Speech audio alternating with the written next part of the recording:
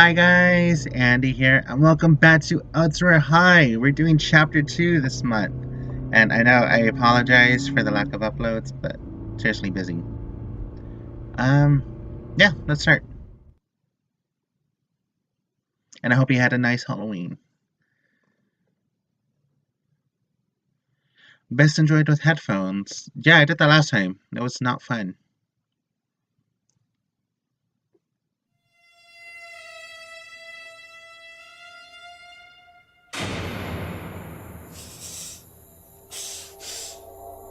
With a morsel of strength that Matthias couldn't cover in himself, he pushed the door of the shed closed and basked in the victory of the sharp thud. He leaned against it for a moment to steady himself and his breath, but quickly lifted his shoulders up and dragged his body away from the shed. His breath came quickly and loudly. What? He could barely speak. His words were swallowed by the same gouts of breath that pushed them out. Shit. The cuts and bruises stretched themselves with each movement and danced at the touch of the cool air. In the middle of the grass, Matthias stopped and gripped his side. His face winced, but he drew a substantial breath and continued his trudge towards the dorms. The injuries revealed themselves with each subsequent stab. Jesus Christ. My shin. My thigh. My side. My shoulder. Jesus Christ. Surely Matthias was broken and more than frightened, but somehow found the drive to move forward. Almost. His body crippled, contracted, and spat out a wad of phlegm and blood. At the sight of it, Matthias let out a deep, fearful moan, and his eyes widened. His bones began to tremble. He dragged himself across the asphalt and soon neared the entrance to the dormitory.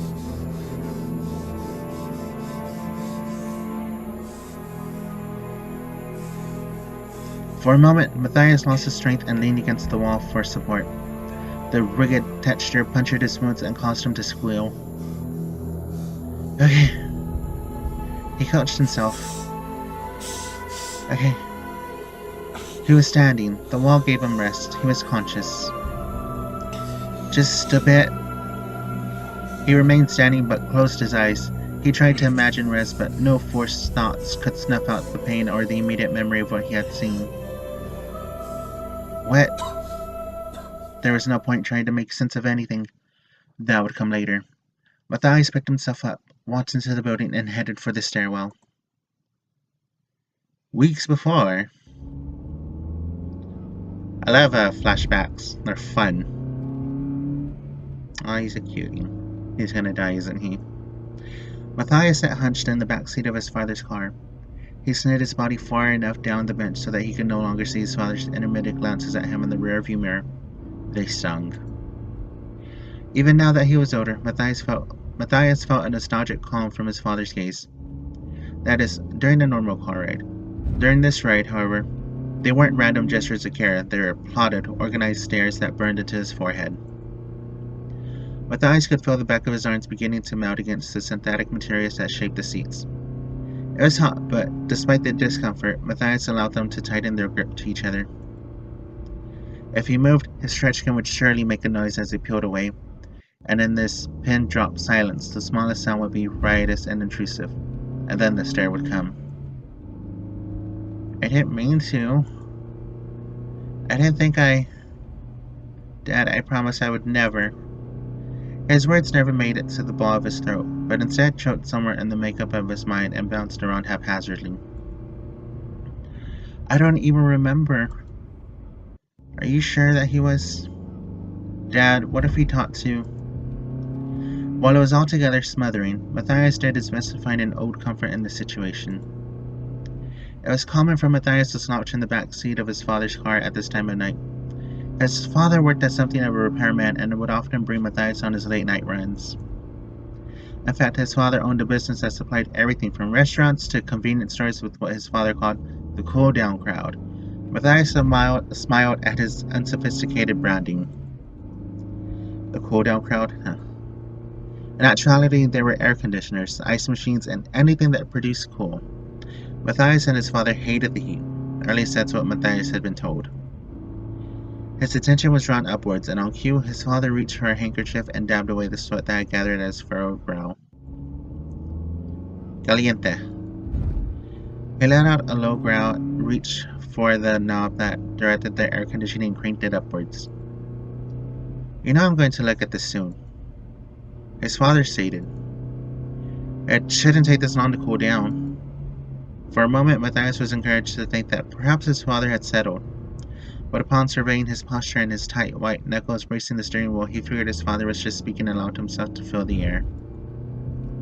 Matthias sat back and imagined that they were on one of their late-night ventures. It was calming and familiar. I've told you this before, right, Matthias? That people always ask how to fill a room with cold air. He let go of the steering wheel for a moment to make a grand gesture with his arm. What they don't know is that the room is already filled with heat. Heat is, He fumbled for a word. His accent was thick and rich. The standard, you know, heat comes from everywhere. The ground, the waters, the sky, and so to fill a room with fresh cold air, you first need to push away the heat. He would normally puncture such a sentence by saying, "Isn't that right?" or something of the sort, but he left the statement hanging and bare. Matthias wasn't sure if he was looking for a response. His voice, normally lively and avuncular, was now rather quiet. Matthias could taste his disappointment, saying, "Papa," and they always think it will be an instant, you know, they always expect the heat to just disappear, but no. He waved his finger in the air. No, heat is tricky. Heat lights its home, lights its place, and that's fine. He shot Matthias another one of his looks. This time Matthias didn't look away.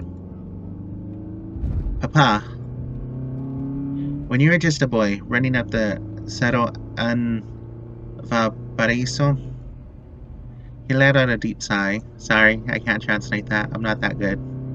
You would always stop and say, "Papa, it's too hot. Muy caliente." And so I would pick you up if you would let me, and I would tell you that perhaps the cold will come and ask the heat to leave. And I said that maybe you would listen if it asked politely. The situation, I used to show you how to use your manners. His voice became low and desperate, fraught with disappointment. And I said, the cold will last nicely, but it will never force, it will only ask. He shook his head and kept his glossed eyes on the road. Matthias tried to insert himself into the conversation, but he could not find an entrance. His father's solemn voice kept them away. And so what do we do? His question was neither pointed nor direct, but after a few moments of silence, he jerked his body towards the sun and tried to catch his gaze in the mirror. Hey, son. What? What do we do? What do you mean? Well, are we still there? Are we still in the heat of Valparaiso? Still under the sun of Chile? No. He kept his voice meek. Right, so what did we do? We moved. That's right, we moved. We didn't scream, we didn't shout, we didn't show the heat our fist. We decided to leave. Matthias threw his head onto the back of his seat. Papa. He received no answer. Dad? This time he was more forthright, but as he continued to soften tone.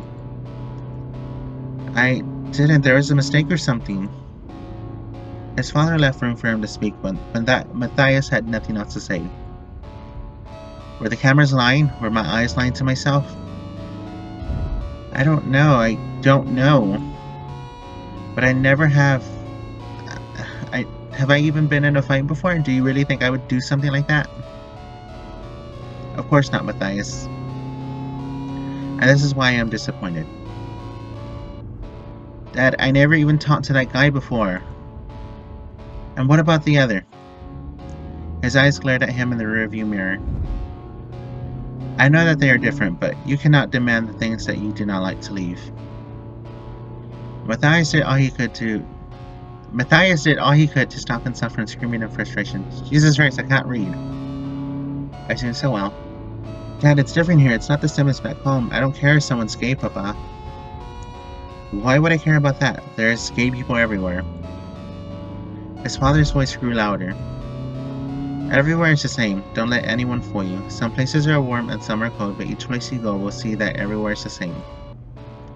Each person is the same as the next. The sky is all one. His voice cracked for a moment, but he rubbed an open hand over his mouth and tried to regroup. That boy, Matthias. He was hurting. He needed help, but instead you joined in.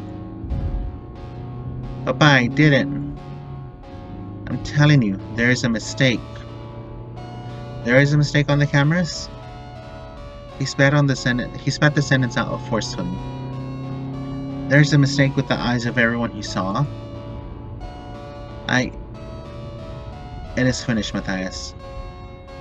It was rare for his father to pronounce his name like this. It felt so distant. All of the arrangements have been made. Everything is done.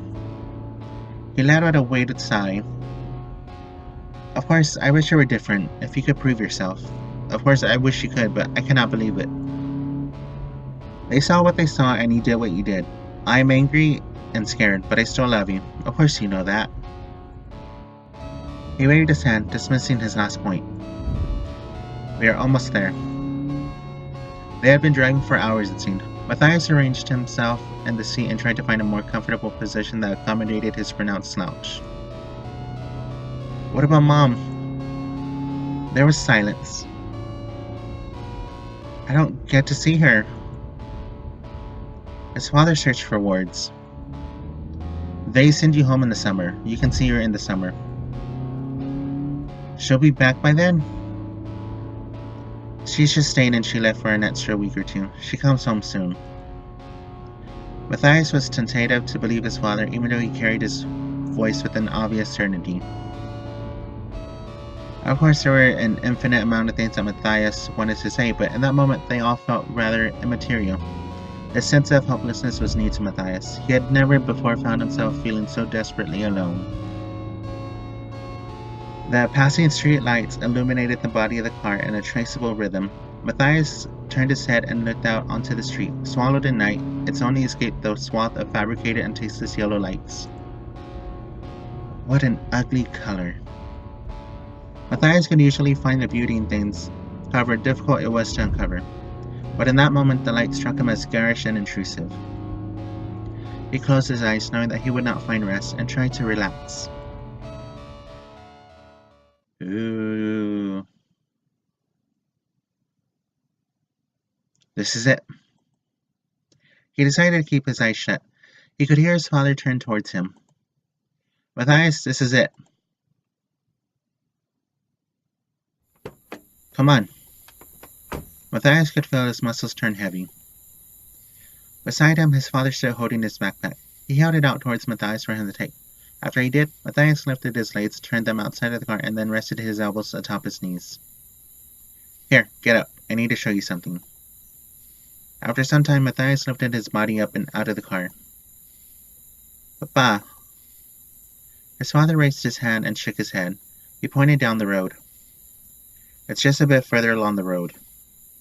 Matthias tightened his face and met his eyes with his father's. You can't drive me? I will turn back here. It isn't far. His father's throat became tight. I'm sorry, Matthias. He opened his arms, turning his spacious chest into a welcome place. Matthias fell into it and limply wrapped his arms around his father. Tears fell from both of their eyes, and yet neither of them made a single sound. The chilled air of the night embraced them both. His father stepped back with his hands on Matthias' shoulders and a soft gaze in his eyes. You will be well there. He smiled. I love you.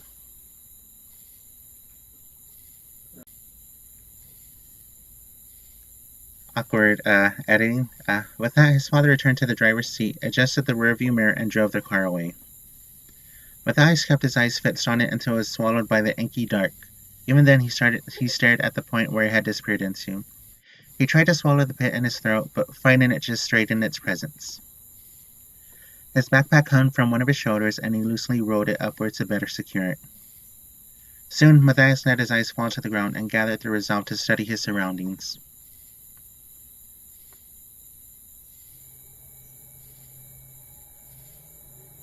It's just a road. What? He darted his head back and forth. Which way was it again? He took a guess and began to walk. Is it far? Matthias rarely spoke aloud to himself, but he found a comfort in his voice.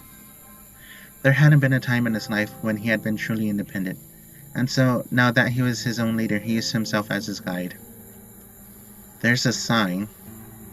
He upped his pace from a near stagnant amble to a slow walk. Matthias was not in a hurry. It wasn't long until he could see that the sign was hung to indicate a bus stop. With little confidence, Matthias decided to wait there. This should be it. The pole was old and rotten, and the softened wood allowed Matthias' body to sink as he leaned into it. The wood moaned under the weight of his shoulder. If it falls over, at least I'll have a story to tell. The unsettling sounds of the night were all that kept him company. It's cold. He gripped his shirt and wrapped it tightly around himself. With nothing to pass the time, Matthias closed his eyes and waited. I'm excited. Ooh, the bus arrived. And I will end this episode here. It's going to be some awkward editing. But as always, thank you so much for watching. Tune in for more Elsewhere High. I promise to be consistent with this. Bye for now. Bye for now.